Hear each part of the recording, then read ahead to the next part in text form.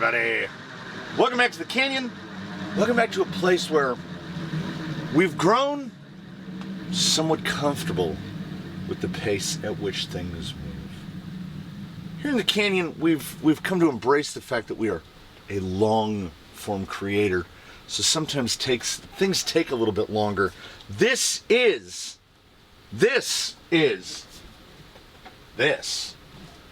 Jolly Green. This is hopefully why you're here. Jolly Green was built completely as a project because I had an idea in my head. The idea in my head sprang from one place.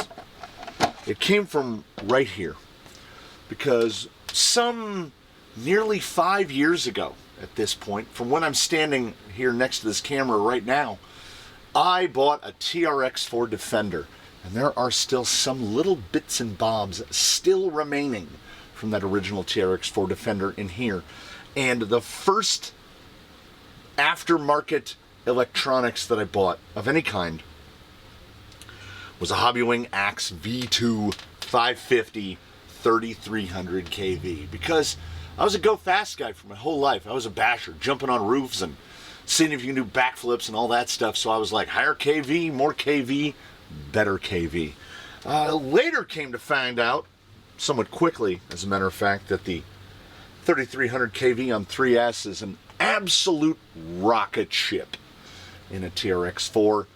So I thought maybe we need something with a little more weight and power. So using stock Traxxas parts, I some years later, converted that Defender, TRX-4 Defender, into a TRX-6.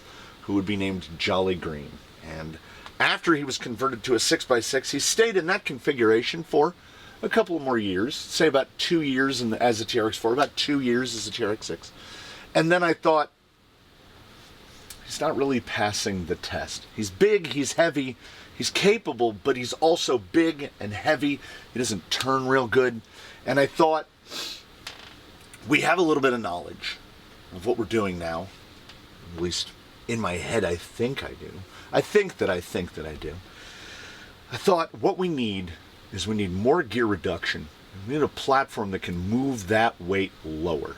So these are all still TRX-4/6 axles. The link lengths are almost exclusively TRX-4. He was originally on just Traxxas GTS, the 90mm shocks that come on TRX-4s and TRX-6s. I converted him over to Traxxas big bores. And then this is an Element Stealth X, and that is a cobbled together Stealth X because it has no underdrive in it. It is basically the guts of an Enduro SE Stealth XF. So there's just 3 gear. It's a big fat 3 gear is basically what it is. Any 3 gear could have gone in there, but I love the Stealth X because the Stealth X is pretty quiet. That spur gear, not so much. We will potentially touch on that in the future. So my intention was to take what I had on hand and build a vehicle with a near catastrophic amount of gear reduction.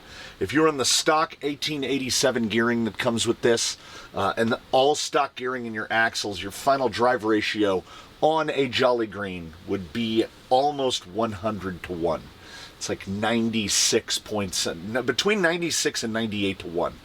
Which for those of you going, I don't do that math, I don't know what that means. The butter zone is in this, I would say, 50 to 60, 65-1. Once you get past 70-1, even things that are 2300 kV on 3S, like a Fusion Pro, are going to struggle to keep up. Now this is a 3300, so it's even geared down a little even more. I'm running 32 pitch gearing because 5mm bore on the motor, on the shaft, so I got to run the huge pinions.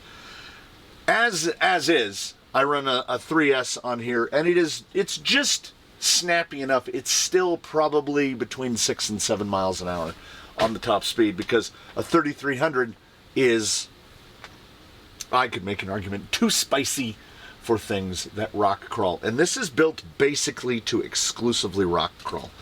So what I did as I went along is we wanted to keep a lot of the TRX-6, but we also wanted to omit a lot of the TRX-6. Do not try this maneuver with a regular TRX-6. It will just flop over. Because when he was built, when he was converted into this configuration, the most important factor in a rock crawler, I will argue until the end, is the differential between unsprung weight and sprung weight. On this particular example, this almost entirely handmade. The rails, the electronics tray, the bed, even down to the spring cups on the shocks. And then the rest was just quite literally sourced from the bins. I had no intention upon constructing this gentleman to ever make another one. He was going to be a bespoke one and done. And over time what happened was I got cajoled and prodded into, oh man, I would love one of those. You got to make me one of those. You got to get me one of those. So with the help of a number of people, a gentleman in the far off Great White North of Canada, we used a highly technical procedure in which I detached this rail from the vehicle. I put it on graph paper on a 5mm grid. I traced it with a pen. I took pictures of it and I sent it to Canada. And then he went into whatever wizardry programming of CAD and he drew it. And then that allowed us to produce this. And this was lasered in San Diego. This is indeed a Crawler Canyon Zoku RC partnership to bring to you the basically what we've all just been calling the Jolly Green, because that is the name of this gentleman. And I will tell you this, because this will be 5% sales pitch, 95% haggard, old, crooked woman with a cane. Don't go up that road. Don't go there. Only madness awaits. Because while this comes somewhat as a kit, should you be watching this and not have already been one of the pre-orders, there are 24 people, there are 25 people in the world that have this. No one has this. This is still one of one. And because we played a little game, a little telephone game, yeah, that's a telephone, to arrive where we arrived, why MMV? Your mileage may vary. This is the introduction episode to the Jolly Green. And if you watch this one and decide, I want to do that, we're going to take you all the way through a complete build-along to take this to this. Not exactly this. It's not going to have an Axe 3300 in it, but it will be this. We'll get to the confusing part later. Here is why I am a haggard, bent, crooked old woman warning you not to go up that road. Purchasing this kit is not economical. Okay? At the price that the kit is listed at, the gentleman, the partnership, Zoku and I, we split about $50. So we're not in here, I'm not in here to retire on sales of Jolly Greens, right? But why you are not going to, why this is not cost effective is if you're starting with a TRX-6, you already spent $650. If you decide to convert your TRX-6 into a Jolly Green, which I can tell you this with certainty, the capability of that vehicle will increase multifold. Places that you could never get a TRX-6 to go before, this will absolutely go. And there are some great stuff. There's some great stuffs to it, which is things like link positioning, those little micro bits of tuning. They're really not as important when you get to this. If you happen to outfit yours in the future with 6 J-Concepts Tusks, or 6 Megalithics, or 6 OT6 KLRs, or 6 of whatever you want, there's no cheat code. There's nothing special. It has 6 wheels. The solitary drawback to that is a bigger turning circle than many would like. if you want to talk about things like pure forward drive, if you want to talk about things like stability, it's like you take a paver and throw it on the ground, and no matter how far you tilt it, that paver doesn't want to flip over. You've got to get this guy way, way, way over before he wants to give way. It was built for performance, and it was built for a specific thing. And as I mentioned, I intended to build it once. So there are aspects of this which are indeed bespoke. There will only ever be one of the little wooden beds. There will only ever be one of a number of things that are on here. So that is why we're going where we're going. Should you be interested, or should you already have ordered, the Zoku kit will include 2 chassis rails, 2 sliders with body mounts for a cab. It was built specifically to fit a J-Concepts anvil. This is what it was specifically built for. If you want to fit another body, you can absolutely do that. And as part of the build series, we will be doing that as well. 2 rails, 2 sliders, 2 chassis spacers, Zoku, Crawlercanyon IE, CCIE, a servo mount, an electronics tray, which is a pretty good representative. Electronics tray / battery tray. However you want to go about it. And it won't have ends on it, but in there will be a Element Factory Team 93mm. This is your front upper link. The front upper link from a TRX-4 will absolutely not fit. The vehicle itself was built around the Element skid.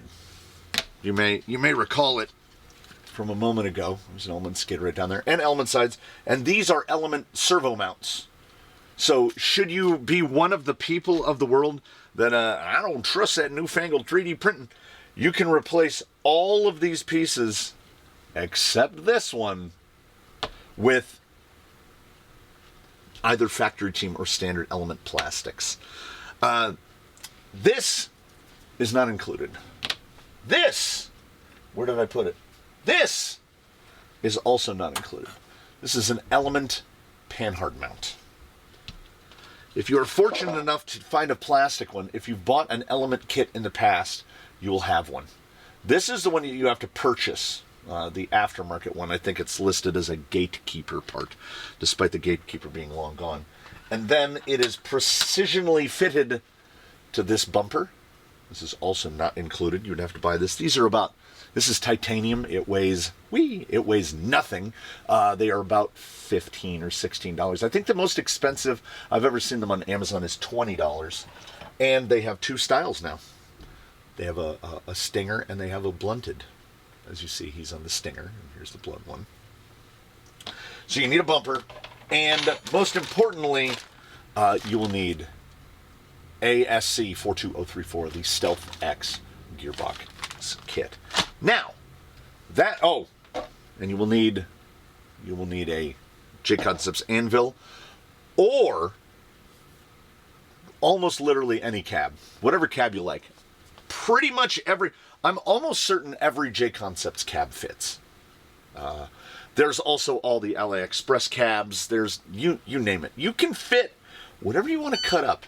That is a thing. That's one of the things that we've got going here is I built something almost completely bespoke. Like, I wanted this. I wanted this, so I built this. And then they said, can you do it? And I said, well, sure. You won't save money. The conservative estimate, I would say, to get here, you will spend $1,000. That's just how it is. I make no apologies for that, because if you decide to build one of these, if you don't own a TRX-6, and honestly, I would think you're probably better off building one of these if you don't own a TRX-6. Because when you disassemble your TRX-6 to build this, you'll have so much of it left over that a little temptation will try to sneak up inside you and prompt you to rebuild that TRX-6. And then you'll end up spending about $2,000. So it's a thing. Now, the beauty of it is, I'm not saying $1,000, little man, put that here in my hand. No, that's not how it works. You can absolutely piecemeal one of these together, because that's what I've done. That's part of what we're going to build. I've never bought a TRX-6, and in the coming episodes of this build series, we are going to build identical cousins. We're going to build two of them at the same time, because once we got into this process, I got the idea into my head that I want to build myself a second one, and then another one is one of the loyal Canyoneros, the 404, a gentleman, one of the earliest purchasers of the pre-order program, sent in his box o' goods with nearly everything required to complete it. We were going to build his, and we were going to build mine side by each, because there's a little bit of stuff.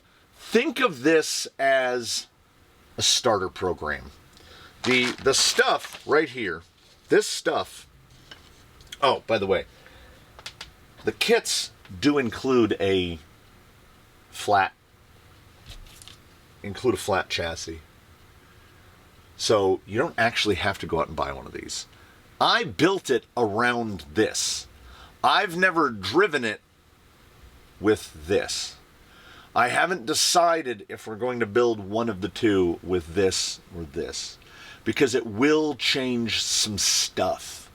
We will definitely get into that later, but because of the way an Element skid works, the links mount to those ribs. See what I'm pointing out? The links mount to the ribs. So you'll have to use spacers. There's going to be a lot of stuff that you've got to do. And I should mention, it is valuable to point out, this is an M3 speed tap. You chuck it into a drill. I chuck it into a drill. You can put it in a hand thing. When you receive your chassis rail, which one is threaded? When you receive your chassis rail, all of the holes down here from the belt line down are 1/8 inch, basically, like 3.2 millimeters for easy passage of screws, because nothing actually threads into these. All of the shock mount holes and these two holes right here for the panhard are 2.5 millimeter. So it's going to come with this tap, and you're gonna DIY. Why? There are 80 holes in total, 40 per rail. 14, 12, 12, 24, 38. Yeah, 40. There's 40 holes per rail, 80 holes total that need to be tapped. Well, I mean, realistically, 5 holes per rail need to be tapped. And I also built this right here is for the front body mount. And the front body mount is a 10 Pro body mount. See how they just 2 bolts through the chassis to bolt them on. So it is your responsibility to source those. We can, perhaps, in kits in the future, we can get to where we include those in a 3D printed variety as well. But these are aluminum. It will cost you $10 for a bag of 4 on Amazon. I will try to have links to everything relevant in the description below. And we are going to go through it step by step and stage by stage, because we have an episode on it, but I might rehash it. You will note there's no lockers.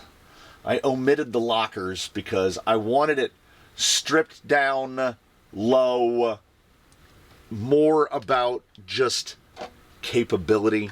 You know, we've got a body that weighs 70 grams or so. So this is the Jolly Green Build-Along series for all of those who have purchased a pre-order and not built it, or for all of those interested in the notion of building their own. And you need you need a couple bits. You need a couple things. And it will not be simple.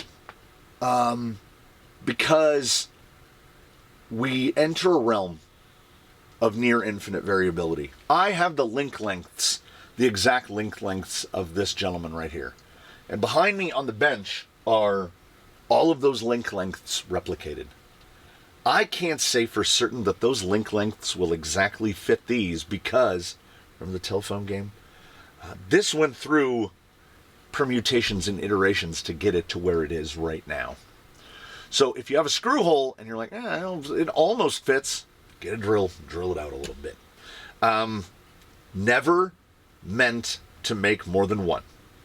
It will not save you money. Building a 6x6 is going to cost about $1,000, and it could cost more. If you're starting from nothing, you will need the axles. You'll need 3 axles, front, mid, and rear. You'll need 6 shocks. You'll need 6 wheels, 6 tires, 6 inserts. And later on, we will definitely touch on things about the fact that 6 tires, buying 6 wheels and 6 tires is fine. They're generally sold in pairs. Wheels, if you go with the economical version, if you go with the expensive ones, you're not going to have a problem. If you go with the economical ones that are, $25 to $30 a set of 4, you're going to have to buy 2 sets, and then you'll be stuck with a pair of tires, or a pair of wheels, forever. Because it's that thing about math. There's a magic about math. You bought 8 wheels. You used 6. You have 2 left over. You can buy sets of 4 wheels into infinity, and that number will never be divisible by 4. So, join the Canyon Discord. If you are not a member of the Crawler Canyon Discord, link in channel description. There is a channel on the Crawler Canyon Discord called Even Jollier Greenery. Any question you might have about assembly, about what parts you need, about anything, can be answered almost immediately there. My goal in this is to answer your questions before you ask them. We will get the assemblies going. Hopefully, there will be 3 of them sitting here. And they will all look a little bit different. And I would like to show that it is not simple, but it is also not arduous.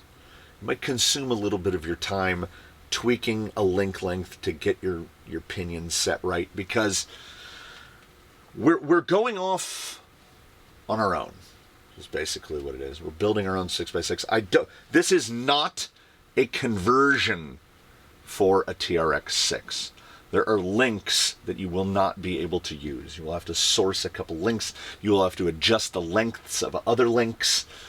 You will have to do some shock tuning. You'll have to move along slowly, build it gradually, try not to do it in one session, and you'll end up with something that will make you go, well, that particular line gave me problems in the past, and now it doesn't. So, this is the rough layout of the Jolly Green build series, which we built one before, but that was a fabrication series for building this. This would be a build-along for how to build your own. So, if that interests you at all, tune in for upcoming installments, which will probably be released fairly close in proximity to one another, because I don't want to release one and then make you wait 5 days for the second one while you sit there and go, I'd really like to be working on this right now. What we are going to do is chop them into what I consider to be reasonable bite-sized pieces, and we will just continue forth like that. So if this has piqued your interest, or you have any questions, comments below, head over to the Crawler Canyon Discord. We will answer any and all questions to the best of our collective abilities. Thank you so much, everybody. Tune in for the next one. In between now and then, please, one and all, do your very best. Have a good one, everybody. We'll see you again here for the Canyon for more of this, more of that, more of whatever happens.